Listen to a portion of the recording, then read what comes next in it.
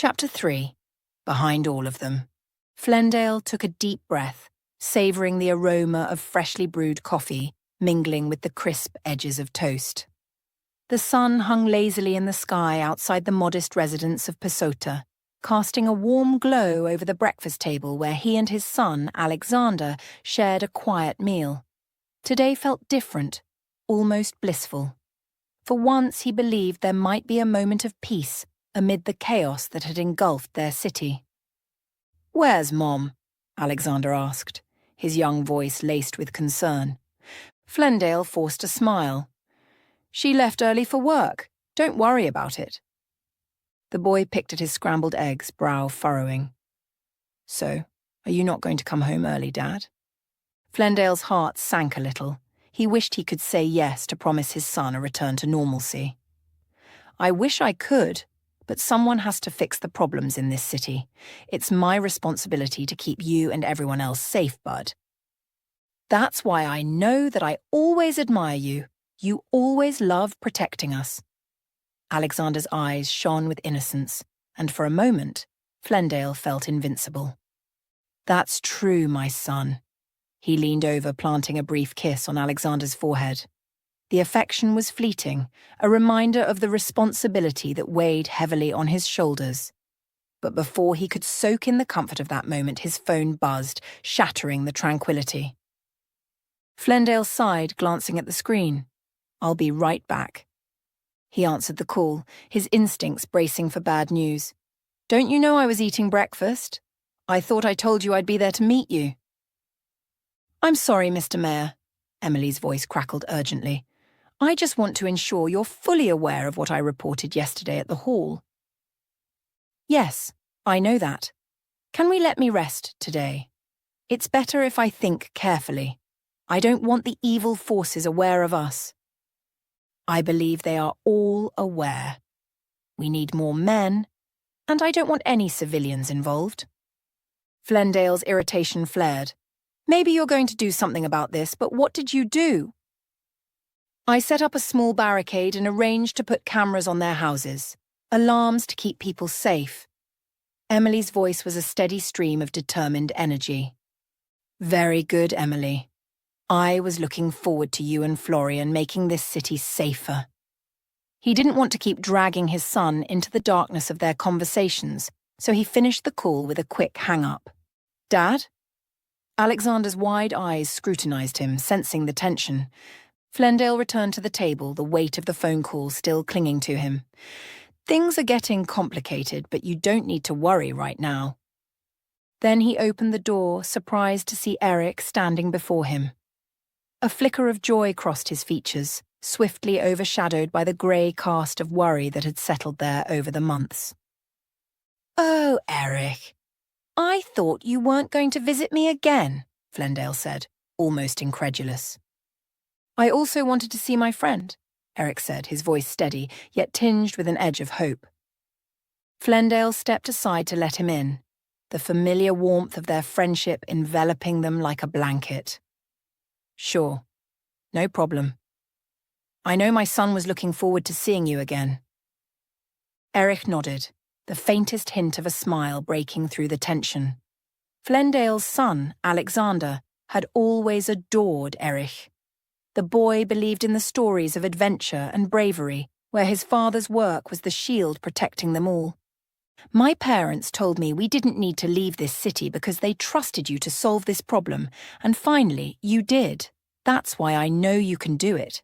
I always knew I could count on you," Eric said, his eyes gleaming with appreciation.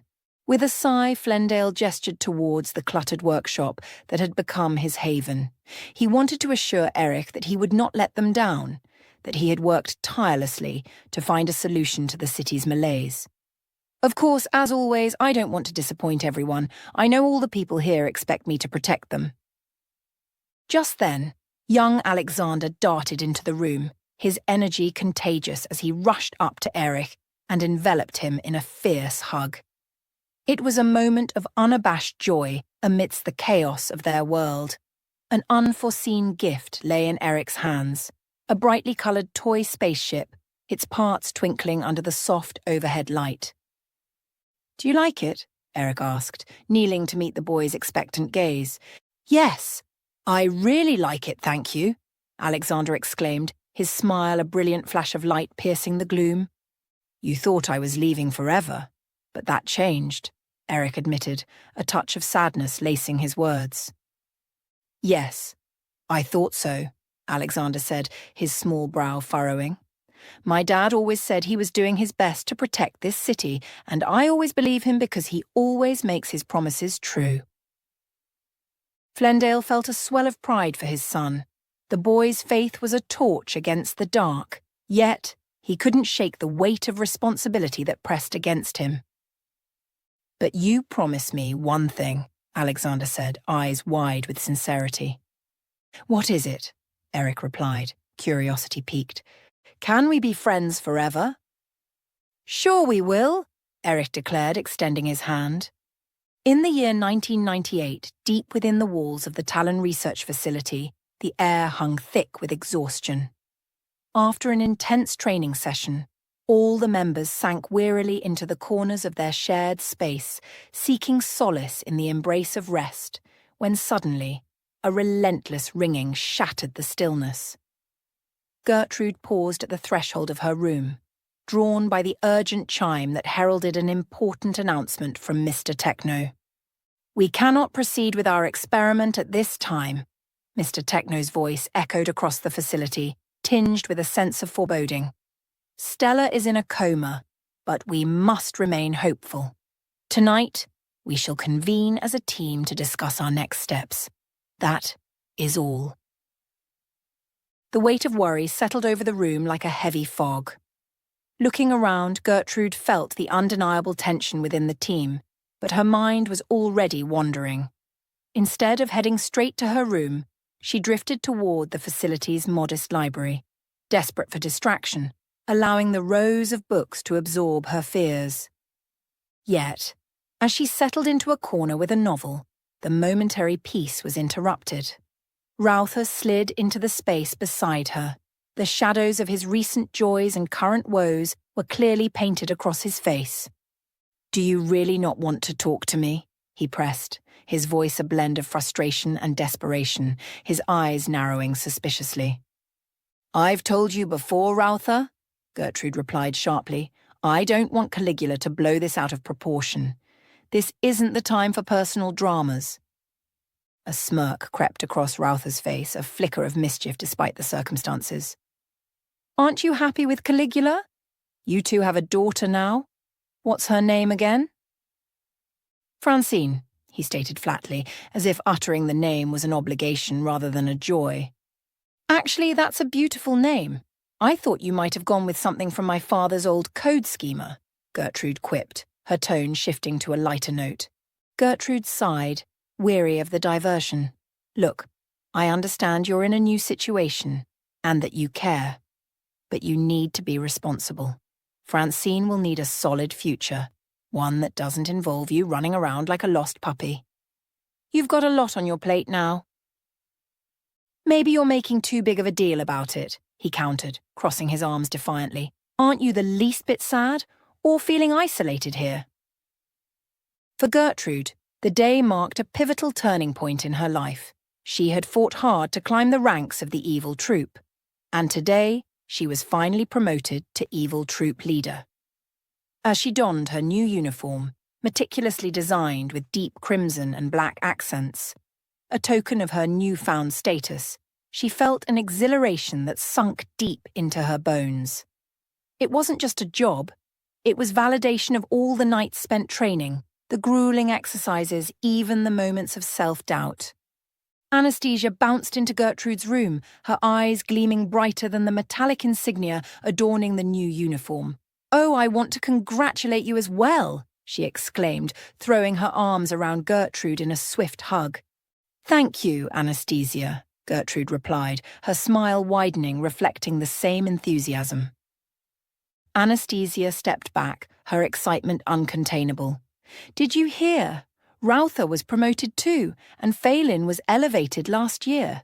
It seems like the ranks are reshaping. It's true, Gertrude said, a hint of wonder sparking in her voice.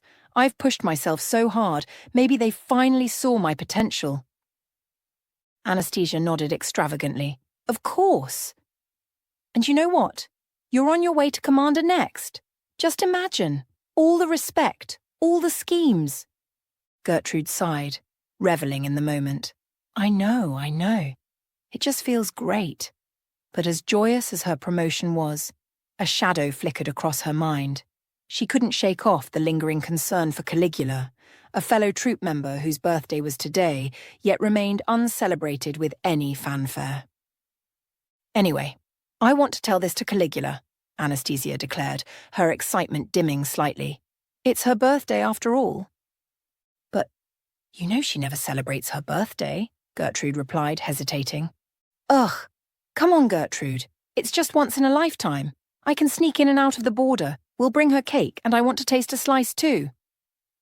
Anastasia's determination was infectious, and Gertrude felt herself softening to the idea. All right, Gertrude conceded. But we should get her a bottle of that green drink. Champagne, right? The cashier said it was special. Let's go, Anastasia chirped, her spirit lifting them both as they headed to the common hall. As they entered, the glint of 2 confections, a sumptuous cake and a green champagne bottle, caught Caligula's eye. Her stoic demeanor hadn't shifted for years. What more could a birthday mean to someone who wore neutrality as a cloak?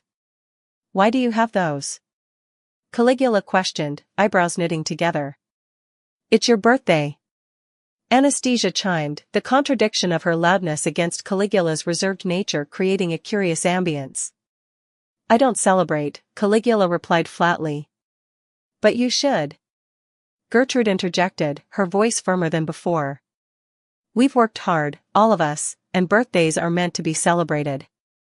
It marks survival, growth, and even the assertion of joy in our lives.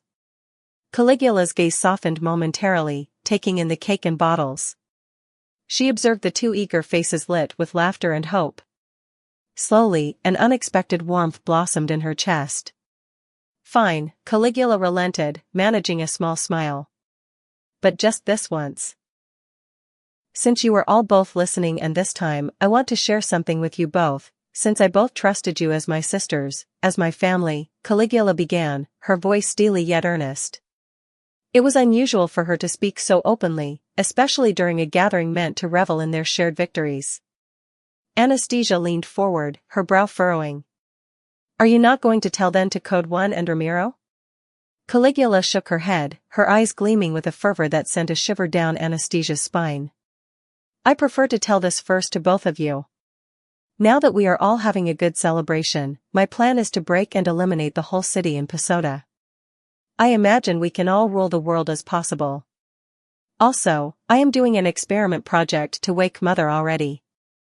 Gertrude's expression soured, her earlier mirth dissolving into disbelief. But Caligula, we have always been fighting wars, and nothing ever happens. That's why we have to be more discreet, Caligula replied, her voice flat. Anastasia waved off her seriousness. But I'm not like that, I'm no good at fighting. We spend so much time on this, can't we just read magazines or do something more interesting? Her words, half-hearted defiance, barely masked her anxiety. Caligula's gaze felt like a spotlight, harsh and unyielding. We are not idiots to do what good people do. We are smarter than them, and they are idiots. You should know that. You're a scientist, don't you want to be head scientist? Then understand what's good and bad. Anastasia recoiled at the implication. I don't think you need to lecture me like that. And don't tell me you're turning your daughter into one of your evil troops too. She will never be. Caligula shouted, her voice echoing off the gleaming walls. She was going to be a leader soon. Gertrude interjected, her tone cooler and more logical. Let's just say we all agree you wanted to invade the city, but what will happen afterward? Caligula hesitated, the fervor in his eyes dimming as the reality set in. I guess we just have to do what's best for all of us. Some things we never understand, but we always know what we have to do. Anastasia sighed, her shoulders drooping. Oh, okay. We just know that you always try to do your best. Caligula straightened, an eager grin returning to his face. As usual. Now, let's have a toast again. With a sigh of reluctant acceptance, Anastasia and Gertrude lifted their glasses, clinking them against Caligula's with a nervous energy that filled their spirits with a sweet but bitter tension. The holograms flickered in unison, casting their faces in ethereal light that blurred the lines between ambition and morality. The three shared a laugh, albeit strained, before they drank deeply from their glasses, fogging their minds with the intoxicating sparkle of ambition. Code 1, known simply as Code to his allies, stood beside Stella's bed, his heart heavy with worry. Tubes snaked in and out of her frail form, and he couldn't shake the feeling that time was slipping away. He had sworn to protect her, and the very idea of losing her gnawed at him like hungry wolves. As he watched her pale face, he wondered if she would ever wake up. The faint memory of her laughter echoed in his mind, contrasting starkly with the silence of the room. He was lost in thought when Vince entered, her presence alone altering the atmosphere. Stella sipped whiskey, the amber liquid glinting in the harsh light, and her eyes flickered with a knowing look as she caught sight of Code and Vince standing together. "Do you think Stella will never wake up?" Vince asked, her voice laced with concern, pulling Code from his reverie. "I think she might not," he said quietly, his gaze fixed on Stella, unwilling to meet Vince's eyes. "She fought hard, but it's like she's battling her own shadows now." Vince sighed, a frown deepening on her brow. "Ugh, probably just one of Fledel's men behind this. Your father always believed in Caligula, and it feels like she took out the only chance I had to make him proud." Her voice trembled slightly. "Are you jealous of my sister?" Code asked, his tone sharper than intended. Vince lifted an eyebrow, crossing her arms defiantly. "How could I be jealous? We have different strategies for different battles. She has her way of winning, and I have mine." His brow furrowed. "And I'm not here to prove anything to you. I just want you to know I can face the toughest enemies, if I could only face my feelings for you as well." Vince smirked, shifting her stance, teasing clear in her tone. "Oh, don't worry. I'm always here for you, whatever battles you face. That's not the support I need right now." Code's voice softened. He turned his back to them, feeling suddenly exposed, like a target in a darkened room. At that moment, Walden arrived, drawn by the sound of their muted voices. The tension thickened as he noticed Vince. "I thought you were supposed to be preparing for training," he mused, arching an eyebrow. Vince shrugged, her lips curling into a flirty smile. "I can do what I want. And it seems I wasn't the only one who expected you either." Walden stepped closer, a hint of mischief in his eyes. "Seems you always find yourself in interesting company," he remarked, glancing between Vince and Code. "You don't have to worry about it," Vince replied, her voice smooth, her proximity to Walden tightening the air around them. "I'm just here for some comforting company, and what's training compared to, well, this?" Suddenly, a charged silence enveloped them. Codes and protocols of their military lives fell away, the walls of the infirmary fell into a surreal twilight. In that moment, boundaries were blurred, lines crossed. Vince leaned into Walden, her lips seeking his as he captured her in a heated kiss. Code turned away, the sight twisting his insides. He was trapped between duty and desire.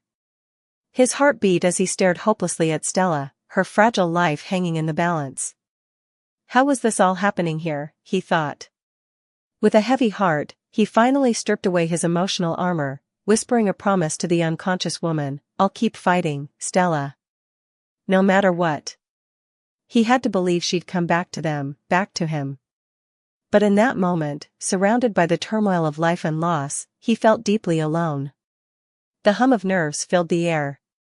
Shadows danced across the makeshift table where Mr. Techno and the attendees gathered. They represented the last vestiges of a once thriving scientific enclave, now reduced to strategizing survival amidst the looming threat of Flendale. The ruthless, technologically advanced regime that sought to eradicate any who stood in its way. As the clock chimed 8, Mr. Techno stood, his silhouette stark against the glow of the holographic display. "I'm glad you're all here," he began, his voice steady but taut with an urgency that gripped them all. "We face dire times ahead. Our commanders have failed to complete several missions, a catastrophic trend. We need to adapt, to innovate, and I need your cooperation. Gertrude sat near the back, arms crossed defiantly. Her father's fervor had always inspired her, but tonight, his enthusiasm felt misplaced. What does that mean, father? She asked, unable to mask her skepticism. The room fell silent, every eye drifting toward Mr. Techno, who now wore a pained expression. What it means, dear Gertrude, is that every member of this assembly must begin training for alternative missions. Missions that involve our children. Her heart sank. All of you must carry your children with you, he continued. This is our backup. If Flendale decides to strike at our heart, we need protection in place. We have to ensure our legacy survives. We must ensure our survival. What? Gertrude's protests broke through the tension like glass shattering against concrete. Seriously, father, I don't even like this plan. You want us to turn our children into soldiers? Mr. Techno's eyes burned with an intensity that momentarily silenced her.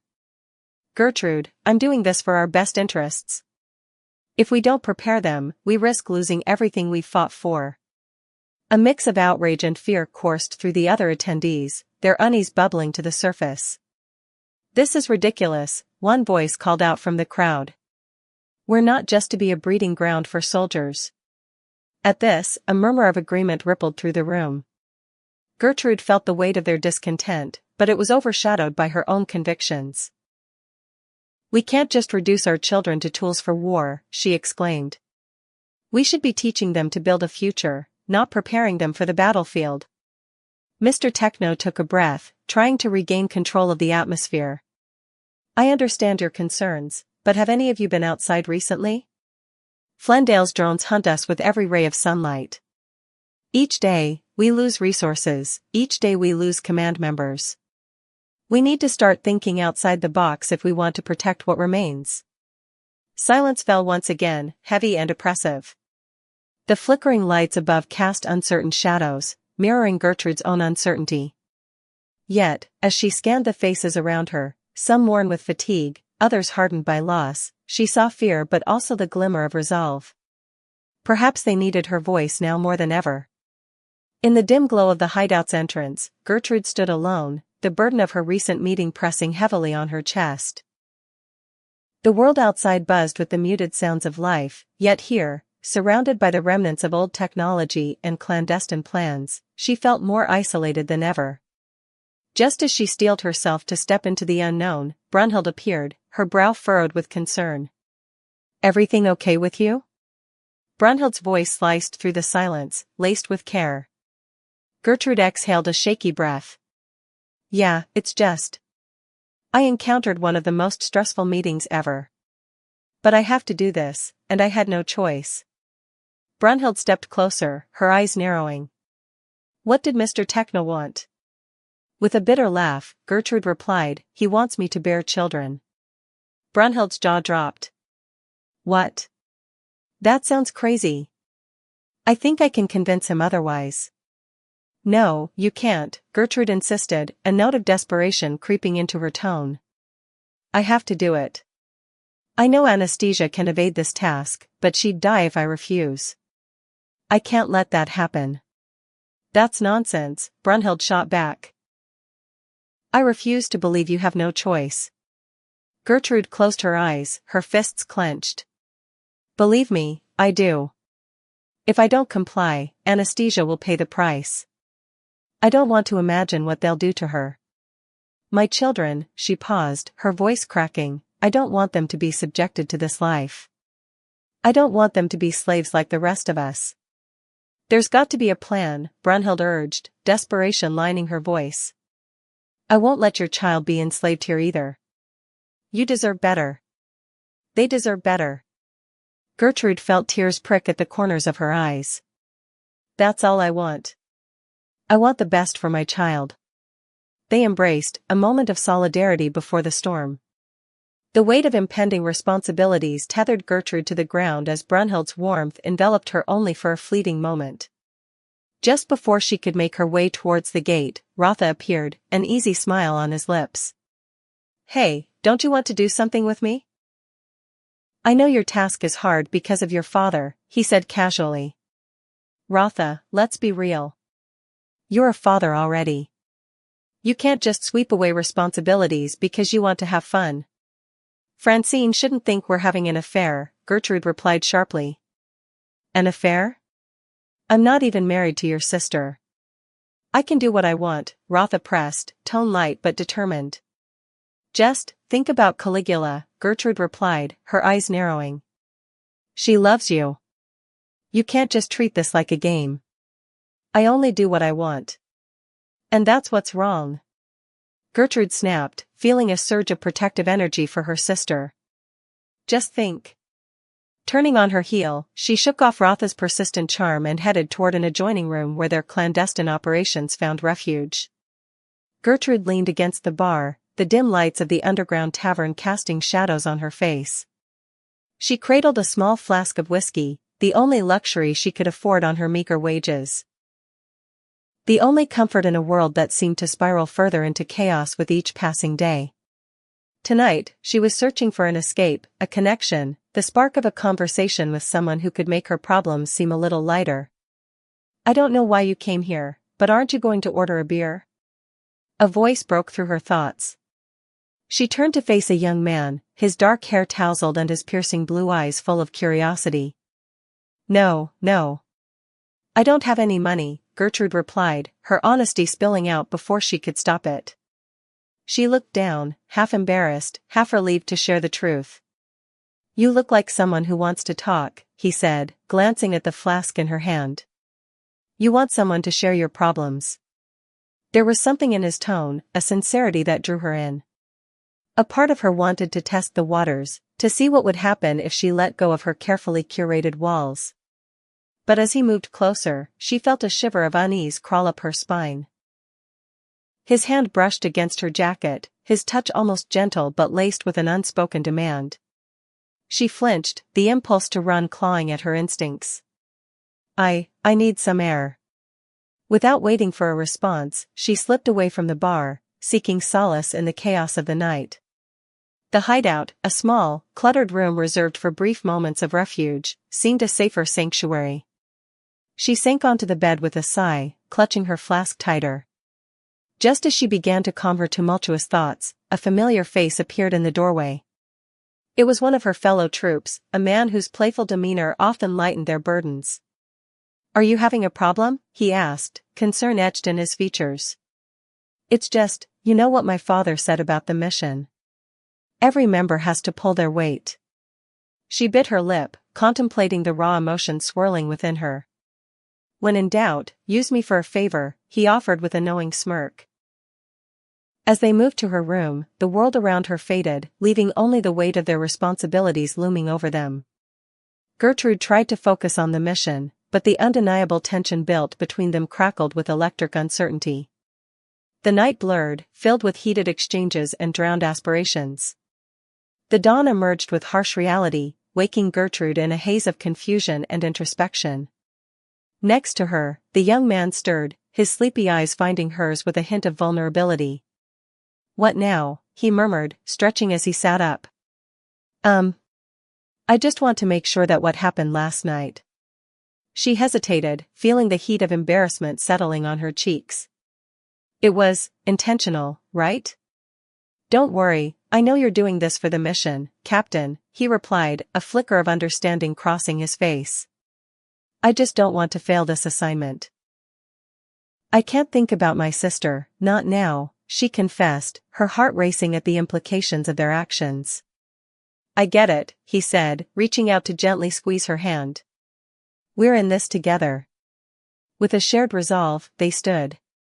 The burden of the mission lay heavy on their shoulders, but for the first time in a while, the possibility of camaraderie shone through, a chance to share not just that night, but whatever awaited them on their journey ahead. And maybe, just maybe, that would be enough to bring a touch of warmth back into their lives amid the chaos of war.